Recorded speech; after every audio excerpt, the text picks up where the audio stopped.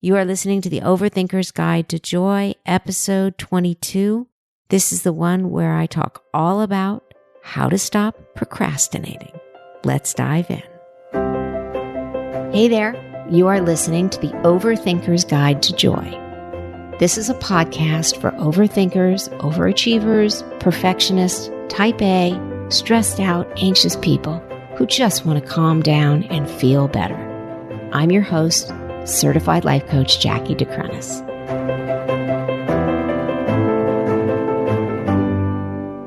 Hey there, how are you today? So today I want to talk about procrastination, which is ironic because it's taken me like hours longer than it should have to record this podcast, but things kept getting in my way, or I allowed things to keep getting in my way. So I am guilty of procrastination today. But a few months ago, I did a podcast on perfectionism. And I think it was like episode 12, in case you missed it or you want to hear it again. But in that episode, I talked about the role procrastination plays as kind of a symptom of perfectionism. But today, I wanted to get more specific about this human tendency for procrastination and just give it a little bit more airtime. So procrastination is actually something I coach on a lot. And although I work with mostly very high achieving professionals, doctors, lawyers, executives, writers, producers, musicians, entrepreneurs, it actually doesn't matter. What I have found is, in spite of people's great success, most people have something they procrastinate about. Now, it's different for everyone. There are those who procrastinate over everything, and there are those who procrastinate over one particular area. So what I found is it's mostly categorical. Like there are people who procrastinate over household chores, laundry, dishes, cleaning in general. Other people I find procrastinate with everyday work stuff. Maybe it's returning emails or phone calls or invoicing or filing or doing their taxes. Others procrastinate on self-care. And they can't seem to find the time, so they say, to exercise, meditate, or eat healthy on a regular basis. I cannot tell you how many people struggle and procrastinate on drinking water every day. So the one thing I've come to discover is that procrastination seems to have a common denominator, and that is shame. Now, when I work with a client, there's usually something they want to do better or more consistently in their life. Sometimes it's all the things, but usually it's one area. And when they fail to be consistent in one area, they want to improve it. And when they don't, in other words, when they procrastinate, this becomes their albatross or their Achilles heel, whatever you want to call it. But this is the thing that nags at them. No matter how much money they make, no matter how beautiful their home is, no matter how successful they are, there's usually one thing where they procrastinate and they have enormous embarrassment or shame over it. So procrastination is just a bad habit. And oftentimes it's a coping mechanism. And we procrastinate for a lot of different reasons. Perfectionism is just one of those things that I talked about, and it shares a lot of the same attributes as procrastination.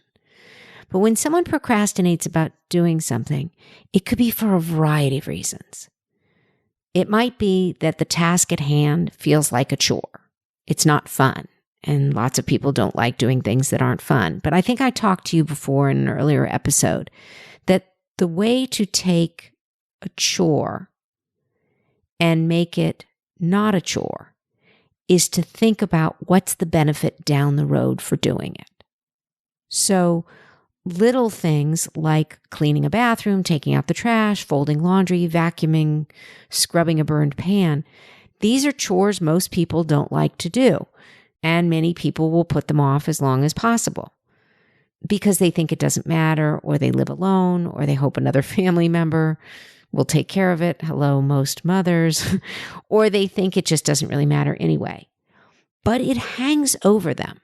those, quote, chores that they are procrastinating, it plays a role in their psyche. And I'll talk about that in a little bit. But in other cases, people might put off doing their homework, studying, or getting ready for an important presentation. Something important might take a lot of energy to figure out, and people just don't want to dig in and get started. Other people might procrastinate a job that requires a lot of heavy lifting, literally or figuratively. They just don't have the physical or mental energy to put into what it takes to get something done. So they put it on the back burner, kick the can down the road, and they just figure, I'll get to it at some point. How many of you have said that, right? In other cases, someone might have a task that's fairly easy to accomplish, and it's just a matter of doing it. Now, I work with a number of clients who are in sales, and sometimes all they need to do is make 20 cold calls a day, or return their emails, or do their invoicing, and they just don't want to do it.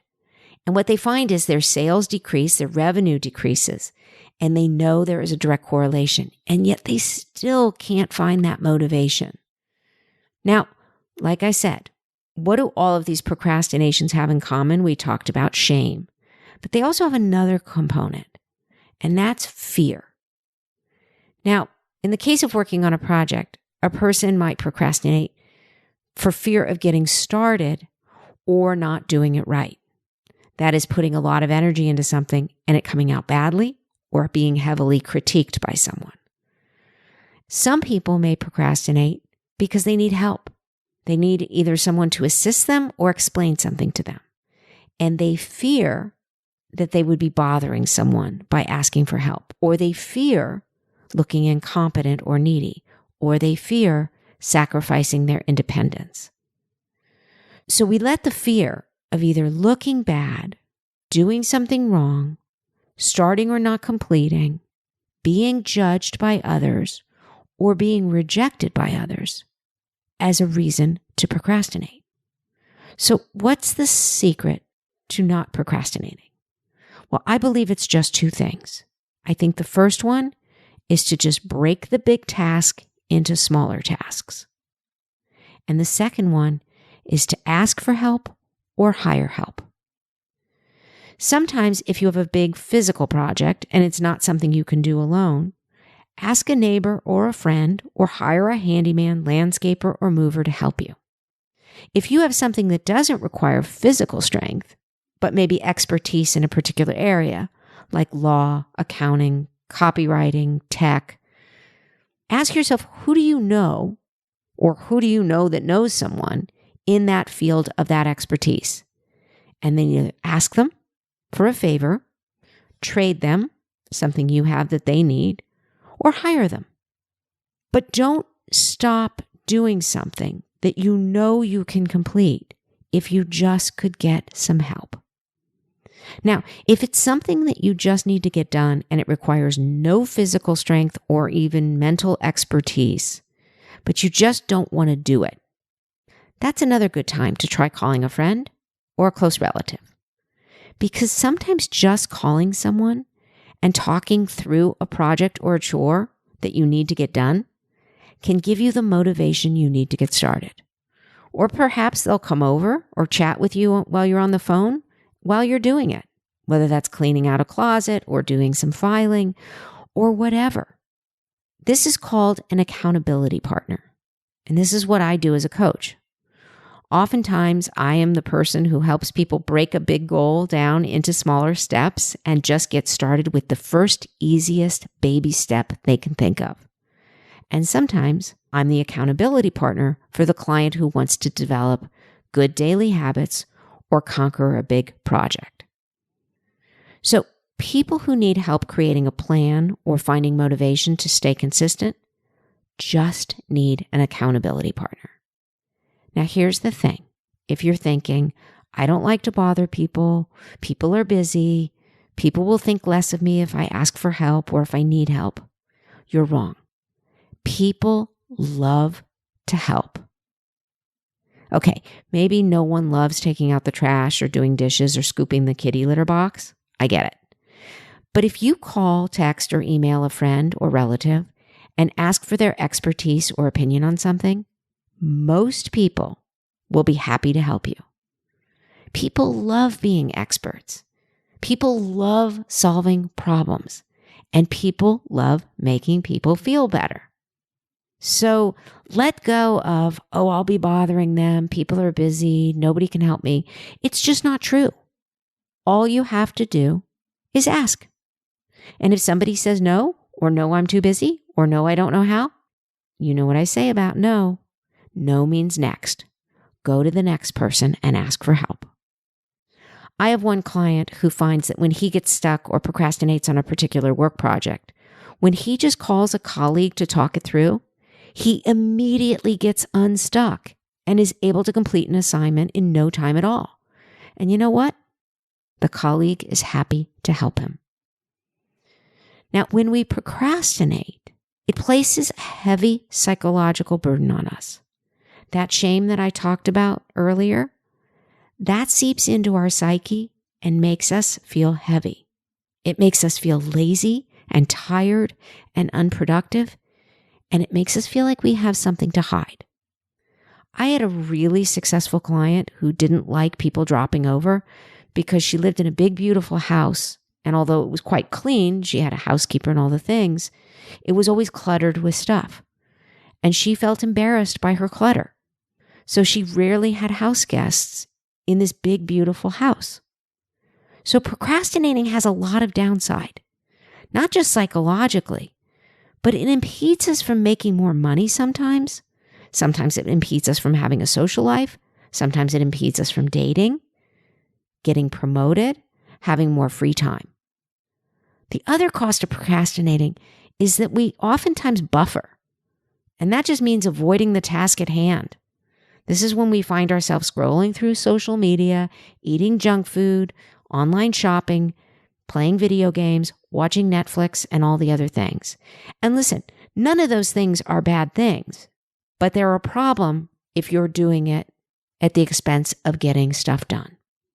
Another trick is decluttering your physical space. This is a great way to get motivated on a project.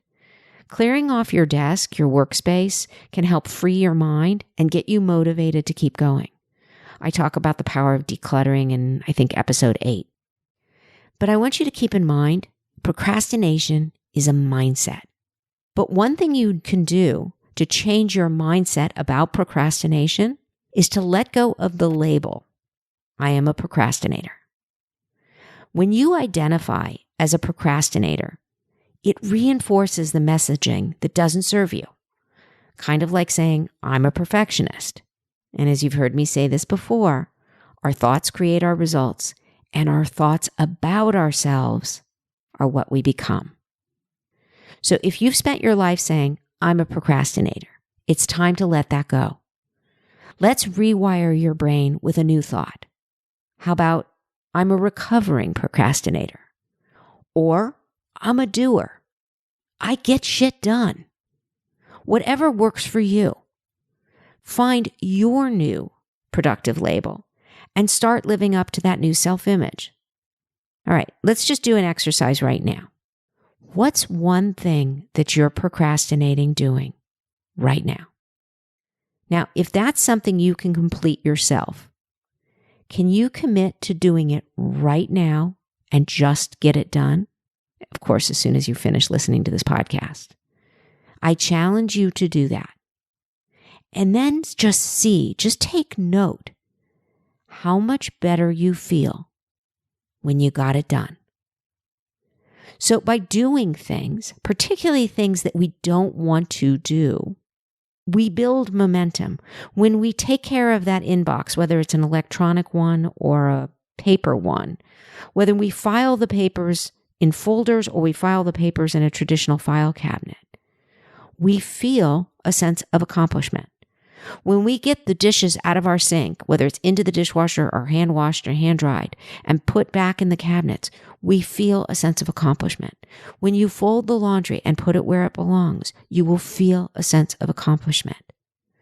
So identify that thing that's getting in your way right now and just make a commitment to do it.